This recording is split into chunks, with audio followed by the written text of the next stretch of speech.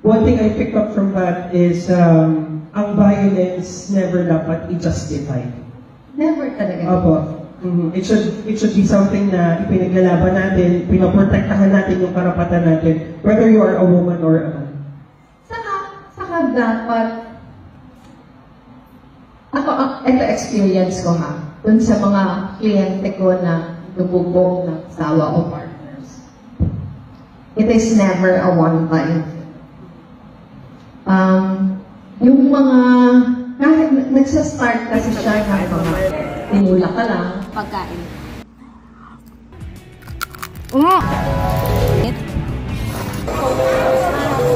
Welcome to Macheras Cross.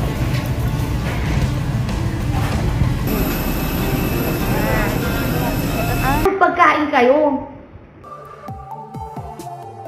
Sa kaso ng nurse and vlogger na si Grace, kapag napuyat, kapag stressed, Na po tayo doon para makita nyo din po pala mga kabatang helmet ang sitwasyon dito sa may Ilaya Divisoria. Kasama ko si Grace ngayon. Ayan, magbibigay na lang tayo ng konting tulong kay nanay para dahil hindi nga siya nakaka... Gibitangan mo, gibit! Ayan, pila kuya? 1,000! 200! Kuya, ilan po kayo? Ayuda!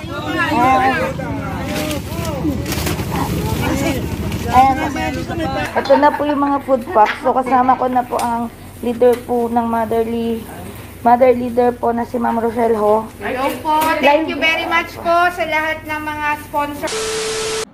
Or twist yung arm mo sa galit. But it is never a one-time thing. Actually, yung pananakit is psychological incapacity. Kahit wala kang visual na sugat. Ano yun eh? It is still violence. And lalo na sa mga dalaga dito. Red flag yun. Diba? Ako sasabihin ko sa inyo, I was married to my husband for 25 years, pero never akong sinigawan. Kasi alam niya na oras na sigawan niya ako, iiwan ko talaga siya. So kayo, yung mga girls dito, kayo yung magbibigta kung paano nyo gusto kayong i-treat ng mga lalaki.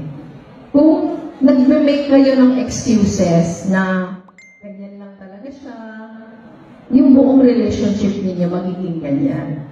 So habang maaga pa, pag nasigawan kayo ng mga boyfriend nyo, iwan nyo na. Kasi it is never okay. Pag hinila kayo, hindi yun paglalambing. Pag nag-asawa na kayo, lalala pa yan. Pareho din sa mga lalaki. Kasi hindi lang naman babae yung abuse. Meron din namang lalaking abuse. Bakit ba si Paolo?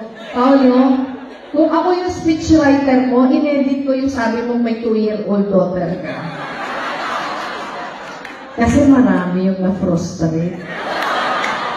Pero, violence against men also happens. At hindi natin sinasabi na lalaki lang ka naman kaya mo. Pero ano yun, may kultura. So, ako, yun talaga yung advice ko sa inyo. Na, ngayon na wala pa kayong asawa, be aware of the red flags. Dahil, ang lahat na kliyente ko na sinasaktan ng asawa, nag-umpisa lang sa pasigaw-sigaw. Paalala ni Atty. Nelly, ang deserve nyo yung taong mamahalin kayo, ire-respeto kayo, at hindi kayo sasaktan. Okay? Tandaan nyo yun. Okay. Lagi yung sabihin, I deserve someone na mamahalin ako, ire-respeto ako, hindi ako sasaktan.